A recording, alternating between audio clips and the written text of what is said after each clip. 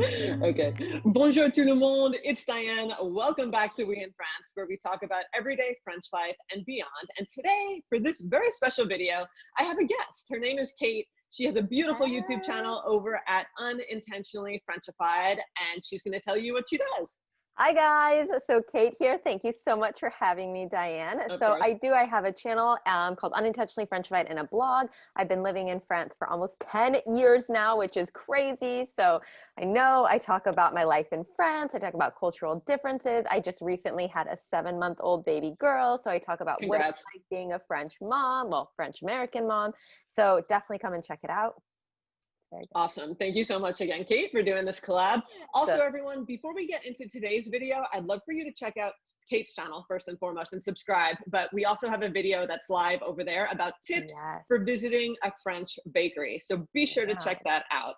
But let's get right into it with today's video. So what we're doing today here is we're kind of calming it down, talking about maybe a more difficult topic about when you've been living in a foreign country, for us, France, long term, some of the challenges you face. And these go far beyond annoyances. You know, when you first moved to France, probably the first 3-4 years, little things would get under my skin, annoyances like places being closed, you know, just little cultural differences that were just like, oh, that's so Yeah. annoying. But that's not what we're talking about here. They're just annoyances. We're talking about the deeper things, the things that Yeah. maybe cause anxiety, keep you up at night. So we're going to get right into that. Few things Well, before we start. One, we need to acknowledge that not everyone's experience living abroad is the same. And that's okay. There are students here. There are people who come alone with a partner, with a foreign yeah. partner. There are people who come for a year on an expat contract and leave. There are people who come here because they're fleeing their own country and they're going to be here forever. So, you know, your experiences might not align with Kate's or with my own, Mhm. and that's okay. And I think we kind of need to listen and understand each other and look at this as kind of how to support each other and be stronger and better for it, and not say, oh, they're complaining. You know, this is not complaining. Complaining is, you know, someone who Which is just very complains for the French. heck of it. It's very French to That is complain, very different, Diane. but that's different. So I just want to put this out there before we begin. You know, if someone is really struggling, I think the best thing to do is to lend an ear, listen, and just understand that they just want validation. They just want to be heard. Because even if you want to move to France, even if you love your life here and it's genuinely your choice to have come, it doesn't mean every day is going to be skipping along in the park with your wicker Rainbows basket and and your sunshines. unicorn baguette. Yeah, it's not like that. It's real life. So that's what we're getting into right now. Cool. Real life hardships, problems of living abroad, particularly in France for the long term. Let's do it. Cool. All right. So number one, something that I found pretty much right away after the honeymoon period wore off, maybe Kate, you can relate, is regular life problems seem that much harder when you're doing them in a foreign land, in a foreign culture, in a foreign language. Things like relationship problems, friendship issues, death, health problems, financial stress, job stress. Is that something you can relate to, Yeah, Kate? definitely. And I think it's especially right now with the health pandemic going on, it was really the first time where I realized like not only is it difficult when you're going through something, say difficult, you have a death in the family and you can't be there to support your family back home or to get the support that you might need from a situation like that, that becomes really hard. But I've always had in my head, you know, the US where I come from, like the Midwest of the US, it's about an 8-hour flight from Paris. So it's long, but it's expensive. So I can't go all of the time, but there's always the option of like, okay, well, if I like can get on a flight, like I could just get on a flight and get home, but we couldn't actually do that for the past like 4 months. And I think that also just aggravated a bit of this feeling of if something was to go very wrong at home, there wasn't, well, at home in the US, there isn't like anything that I could do to be there. And Yeah. so,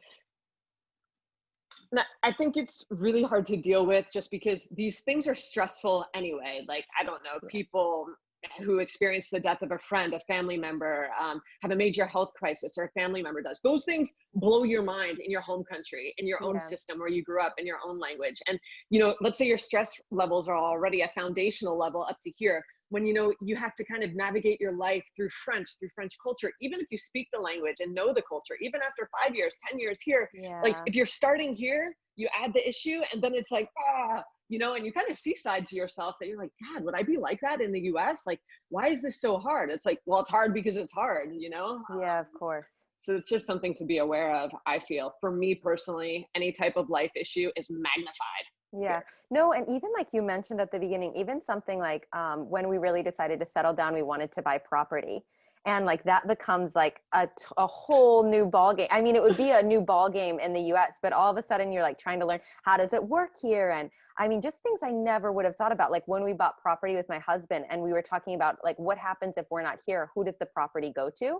All of those laws are completely different in France than they are in the States. So there's also just, like you said, real life, like what I would be doing in the US if I had settled down there, doing in France, just has an extra added oomph on top of it. Yeah, yeah. And that's not to scare anyone from moving to France. That's not to No, say like we don't want to be here, or like we're, oh, well, if you're having such a hard time, go home. No, no, it's no, just no. shining a real life light on things that you experience. And I think it's really, really important when you go into anything, but especially moving abroad, you kind of see things with your eyes wide open. So I hope this video is kind of showing Yeah, you that. helping But out with Kate, that stuff. After living in France now for 10 years, I definitely feel like I have a support system. I personally, in my situation now, I'm married. My husband is French. We live in Paris and we have family in Paris. So like I really, even if my family's not here, I still feel like we do have, a support system. But even after living here so long, and I speak French fluently, but that doesn't mean I speak perfect. I don't feel like the real me always comes across. And the thing is when I first came to France, I was like, okay, I just want to learn how to speak French and I just want to make a couple of friends and I just want to survive. Well, now that we're here, I like longer term, I want to thrive and I want people to know the real me. Like I want to be able to tell jokes. I don't know, I want my personality to come across. And in French, even if I speak fluently, it's not the same personality. I don't know if it's the same for you, Diane, but I'm an extrovert. I usually make a lot of jokes. I can be quite loud. I can be a lot sometimes, very energetic. And in and you're France, like a little mouse in I France. know exactly like this reserved version of myself, like shy, and it's not even because I've been here now for longer and I feel more comfortable in French that I feel 100% myself. And I don't ever. It's Yeah, like, and I feel the same way. It's strange, because my husband too is French, and I feel like I only know him in English. Obviously, my family only knows him in English, and when he speaks French, I'm like, "Why are you speaking that foreign language? Who are you?" Because for me, he's just a guy with a funny accent who speaks English. He's not a French guy, And I think, yeah. well, does he feel like this? Does he think my family doesn't know the real him? And like English, I'm not going to say English is so much easier than French. He's never lived in the US, but he's like, no, I mean, I just do the best I can. I think they know the real me. And I'm like, well, what the heck is wrong with me? Because I feel Yeah, like handcuffed in French sometimes. Like I was telling Kate the other day, sometimes I feel like if I can't express something with the exact finesse and nuance that the French can, people misunderstand it, or I just feel kind of trapped by the fact that I didn't say it the right way, because I could be straightforward in English, relatively, blunt, and, I say things, but in French, it's like a whole other level. It's like, oh, you're not supposed to say it like that, or, oop, did I offend her? And then someone's offended, and you're like, oh, yeah, Jesus, exactly. here Like we I go come again. And across you as like speak very French. direct. Like you don't you like this Yeah. beating around the bush. I don't know how to do that in French. So it's like you just kind of say what you're thinking and sometimes it doesn't come across like so well. But when I bring this up as well to like my mother-in-law, like I've talked about sometimes like my insecurities of feeling like they don't really know me as well as I'd want them to. She's like, no, we do, don't worry. And I'm like, yeah, but I'm more. And she's like, we do. So I do think sometimes it comes from myself, but then I also know myself better than anyone else. I'm like, Yeah, yeah, yeah. no, I'm not coming across the way that I want sometimes. And I think because I know that we're like, it's like long-term living here. I feel like there's this just tiny part of me that doesn't come across and feels a little bit hidden in my French side. Yeah, and sometimes I think like, oh, well, it is what it is. I mean, take it or leave it. This is where I Yeah, am now, this is and me. nothing I could do about it. But sometimes Yeah. like I laugh about it now, but then maybe tomorrow I'll be like, oh, it really gets me down. That Yeah. I don't feel like people know me like they do in English, Right. and I don't know if that's a good thing or bad thing. It just kind of is something to be aware of, that even if you've been here Totally. 5, 10 years, you know the culture, you speak the language, you can still sometimes feel like you're other, you're Yeah. on the outside. And I'm a sensitive person. You are as well. And like Second, these the things second do one. Yeah. it bothers me. You want to be Yeah. good. You want to make sure people are getting you and to be understood. And sometimes Yeah. that's hard. Totally. Yeah.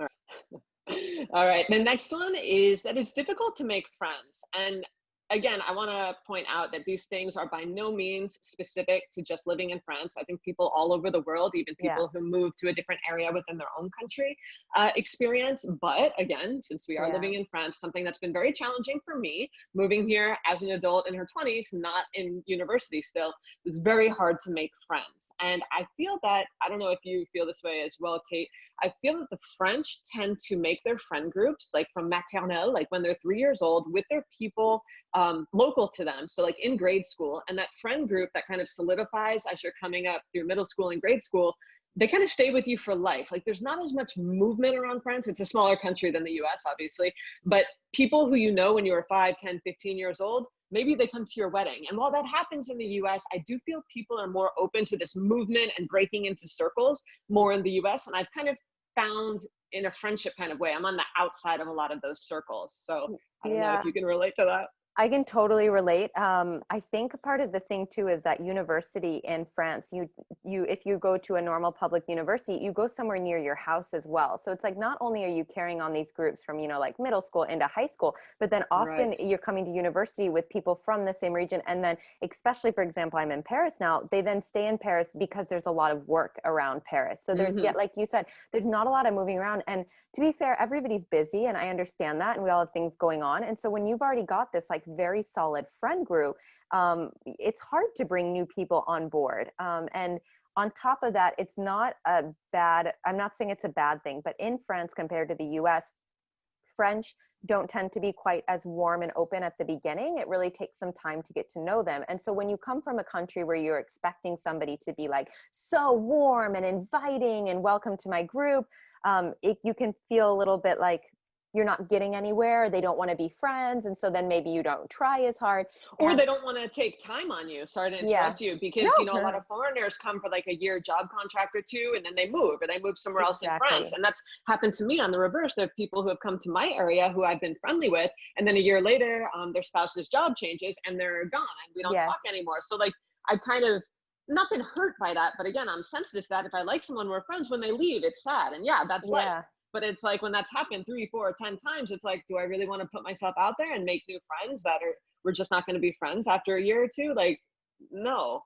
Yeah, So yeah, it's no, it's hard. hard. And I think with the expat thing, it's like when you're long term somewhere, well, even when you come for a short period of time, when someone's just coming to France for a year, the first thing everyone's going to say is make French friends. Stay away from the expat community. You'll never learn French if you don't like go meet French friends, which I absolutely agree with. But then on like long term, one of the things I'd say to someone is make like expat friends, make friends who are foreigners living in France long term because Hey, they friend. understand. Yeah. Hi, Diane.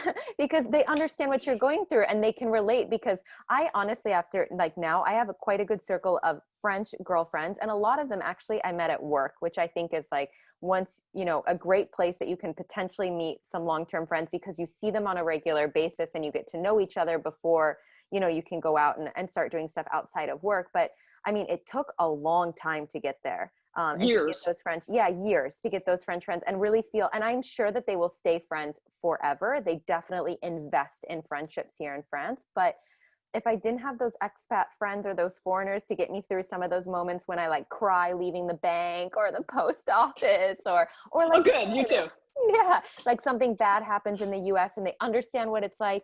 You kind of want a good balance. And sometimes you can Yeah. feel like you're missing out on the French side. Yeah, exactly.